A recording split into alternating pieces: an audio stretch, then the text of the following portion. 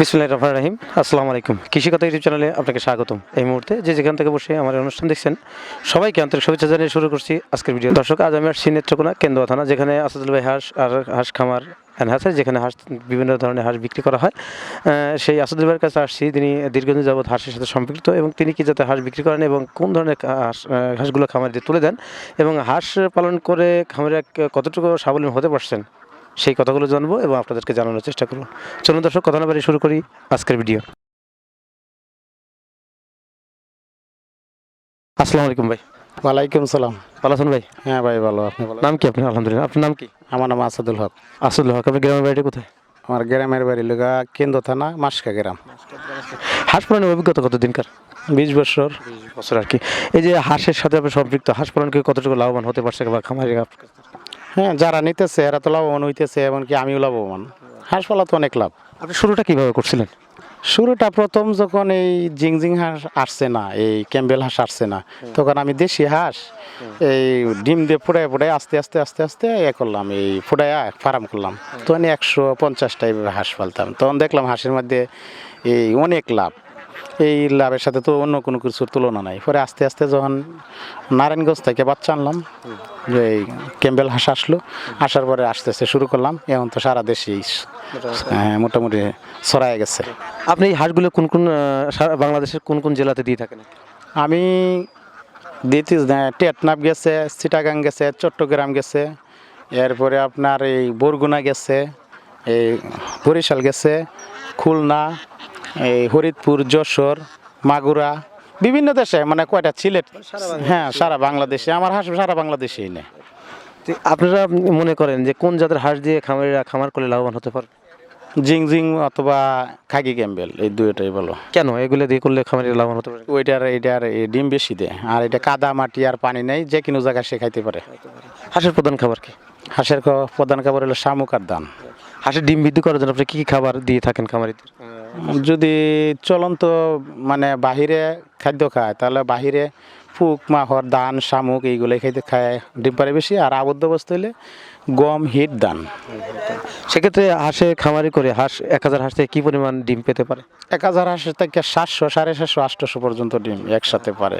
আবার 200 থাকবে, এই 200 পরে পারবো, ওই মানে এটি পারতে থাকবো আর এটি শুরু করতে থাকবো। আপনি এই যে হাঁসের এখন দাম কী রকম আর কি? এখন দাম আছে, এখন বর্তমানে নিচের বাজার হলে 55,000, উপরে 60,000 পর্যন্ত আছে। তবে এই দাম তো থাকবে না, এখন আছে, কিছুদিন পরে কমে যাবে, হয়তো বাড়বে, আরও কমবে, এরকম। এই যে হঠাৎ করে হাঁসের দামটা বৃদ্ধি পাওয়ার কারণ কি? ওইটা খাবারের দাম বাড়তি, বাংলাদেশে সব কিছুর দাম বাড়তি। একটা গাড়িতে নিয়ে গেলে তেলের দাম বাড়তি, গাড়ির দাম বাড়তি, ডিমের দাম বাড়তি, হাঁসের দাম বাড়তি, একটা বাচ্চার দাম বাড়তি, সব দিক দিয়ে কাজের মানুষের দাম বাড়তি। এখন ডিজিটাল বাংলাদেশ না। এই দর্শক, আসাদুল ভাই আমাদের একটা কথা বোঝালেন যে হাঁসের দাম কিন্তু এখন 55 থেকে 60,000 মধ্যে, মানে ভালো মানে হাঁস তার কাছে সংগ্রহ করতে পারবেন। কিন্তু তিনি দামটা বৃদ্ধি হওয়ার কারণটাও কিন্তু বললেন, কারণ এখনকার যুগ অনুসারে সব জিনিসপাতির দাম বৃদ্ধি, পাশাপাশি হাঁসের খাবারের দাম বৃদ্ধি, এবং পাশাপাশি ডিমের দামও কিন্তু বৃদ্ধি আছে। তাই আসাদুল ভাই যে কথা বলেন, এই বৃদ্ধি হওয়ার জন্যই ওই হাঁসের দামটা বৃদ্ধি পাইছে। তবে এই সিজনটাতে হাঁসের দাম বৃদ্ধি থাকে, কারণ হচ্ছে আরও কিছুদিন থাকবে, কারণ সামনে শীতের মৌসুম। এবং উনি কিন্তু হাঁস ক্রয় বিক্রয় করে থাকেন বিভিন্ন জাতের। উনি বিভিন্নভাবে সারা বাংলাদেশে বিভিন্ন হাঁস সেল করে থাকেন। ওনার কাছ থেকে হাঁস নিয়ে হাঁসের খামারিরা অনেক লাভবান হতে পারছেন। ওনার অভিমত বললাম, আমরা শুনলাম এবং আপনাদেরকে জানালাম। তো যাদের হাঁস ক্রয় করার প্রয়োজন, যারা বিভিন্ন বয়সে হাঁস ক্রয় করতে চাচ্ছেন, আসাদুল ভাইয়ের ডিসক্রিপশনে নাম্বারটা দেওয়া থাকবে, পাশাপাশি ওনার ইমো নাম্বারটা ডিসক্রিপশনে দেওয়া থাকবে, এবং স্ক্রিনে নাম্বার দেওয়া থাকবে। ওনার সাথে সরাসরি যোগাযোগ করে হাঁস ক্রয় করুন। দর্শক, আসাদুল ভাই তার যে দুটো নাম্বার আছে, দুটো নাম্বারই অবশ্যই আপনাদের কাছে বলবে, এবং সেই নাম্বারগুলো নিলে আপনাদের সুবিধা হবে। তার সাথে সরাসরি যোগাযোগ করে তার এই স্থানে এসে হাঁস ক্রয় করুন। ভাই, আপনার পার্সোনাল যে নাম্বারটা, সে আমার নাম্বারটা বলেন।